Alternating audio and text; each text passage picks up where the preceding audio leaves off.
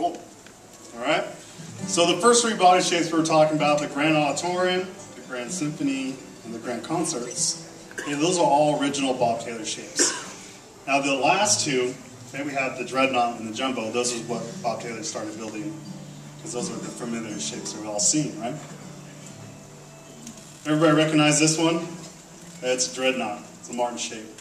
It's probably the most familiar body shape that everybody knows. Like, if anybody just told somebody who never played before, I'm going to play guitar, they're probably going to think of this body shape right here, the Dreadnought.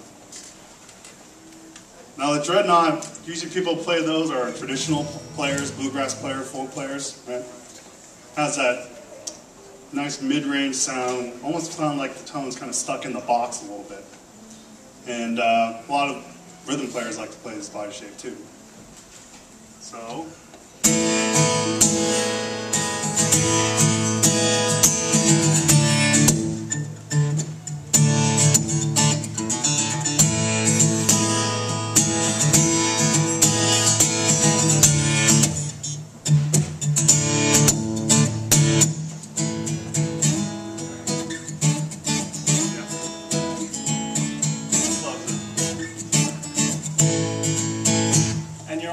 To sing along with Jack and Diane, right? This is a guitar that begs you to sing along. It's the strummer's delight, okay? Because it has that big boxy shape, it also has the big boxy sound. This is a great guitar.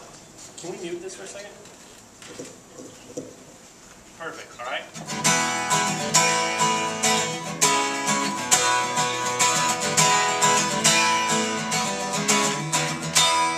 It still carries to the back of the room. Even back there against the glass, you can hear that I'm playing guitar, right?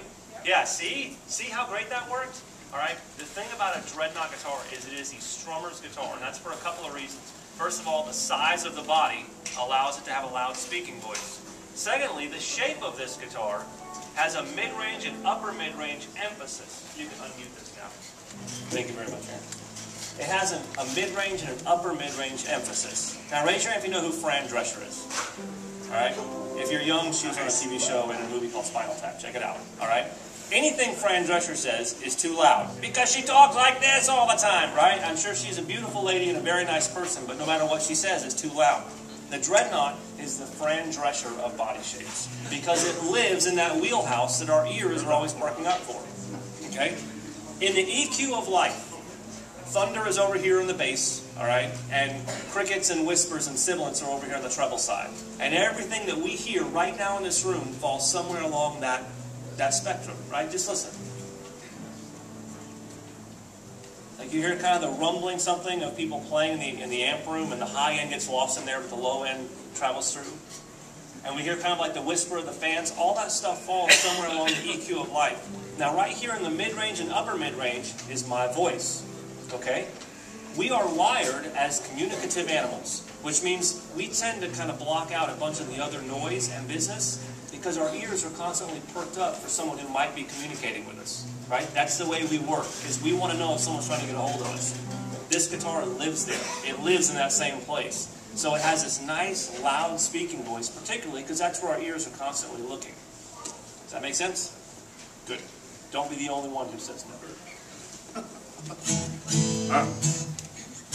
Next is the Jumbo. It's a very big body. It's actually our largest body shape. So before we start playing it, what do you think what you guys expect to hear? Loud. I'm not going to repeat that. It's going to be loud. And? Good. Good. All right. Did Max say it's going to sound like a Gibson? Yeah. You're on timeout, son. That's what they expect. That's what they expect. Oh, way to play it off. He goes, that's what they expect to hear. See, no, Max, you're in some way, shape, or form, you're right, because actually Gibson did develop the Jumbo, so spot on. You come get out of the box, you're good.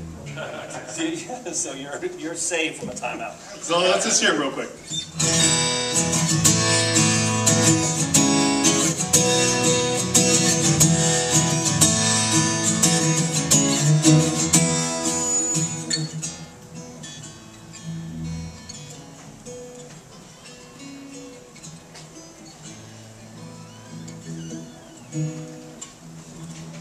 Was it really hard to hear that last part? Yeah. Yep.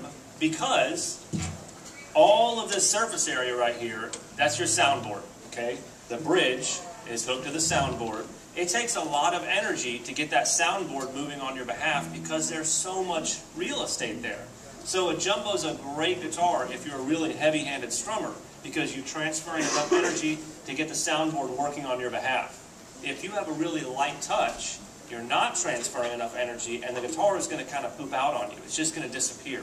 Okay? You'll also notice that, like you heard with the GS, you get a lot of low end from the jumbo, but it kind of scoops out some of that mid-range, where the GS has a little bit more of a mid-range push. So it actually can potentially sound bigger than a jumbo, even though the body is physically bigger on this guitar.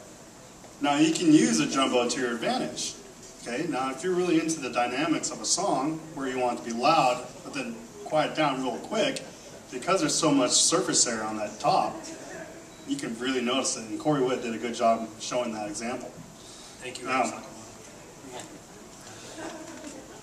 Now with Taylor guitars, you'll see most jumbos have 12 strings on it, okay? Because with double the strings, they have more tension and it allows to move the whole top on there. And a lot of the model that a lot of people like is our 855 CE.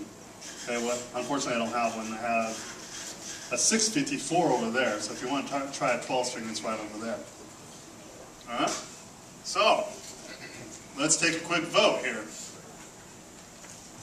How many people like the Grand Auditorium body shape? Okay, not bad. How about the Grand Symphony? Good. The Grand Concert? Yeah. The Dreadnought? Okay, and the Jumbo. Okay, who likes them all? Alright, okay, so now that we know which body shape we prefer, let's know